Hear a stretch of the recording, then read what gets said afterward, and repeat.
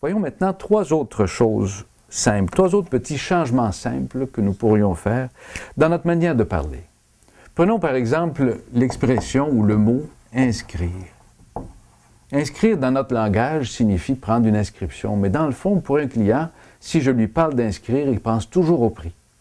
Si vous dites à un propriétaire, « Monsieur le propriétaire, je ne sais pas si vous connaissez la maison à 2 étages avec des volets bleus sur la rue des Pommiers, pas loin de chez vous.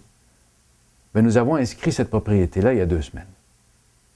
Les gens vont vous demander tout de suite combien ils demandent. Et vous allez lui dire le prix. Il va tout de suite comparer le prix de celle-ci au prix de sa maison à lui, puis ainsi de suite. Mais c'est pas ça que vous voulez lui dire dans le fond. Ce que vous voulez lui dire dans le fond, c'est que c'est des gens qui vous ont fait confiance et qui vous ont confié leur inscription. Mais le client ne l'interprète pas comme ça. À la place d'inscrire, je vais vous demander de remplacer ça par une expression qui dit « chercher un acheteur ». Chercher un acheteur.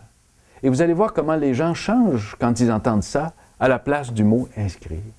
Si vous dites à ce même client-là, « Monsieur le propriétaire, je ne sais pas si vous connaissez les gens qui demeurent sur la rue des Pommiers, pas loin de chez vous.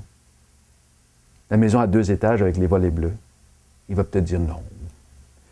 Et là, vous lui dites, il y a 2 semaines, ils nous ont demandé de leur chercher un acheteur. Les gens vont dire, comment ça?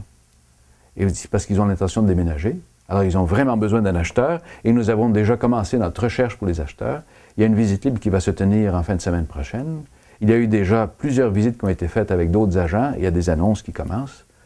Et vous expliquez ce que vous faites pour chercher un acheteur. Ensuite, il va vous demander combien il demande. Et là, ça va être normal pour lui de savoir que ce prix-là se compare ou non au prix de la sienne. Faisons un autre changement simple aussi. Dans le cas d'inscrire, quand vous parlez à un client, c'est chercher un acheteur.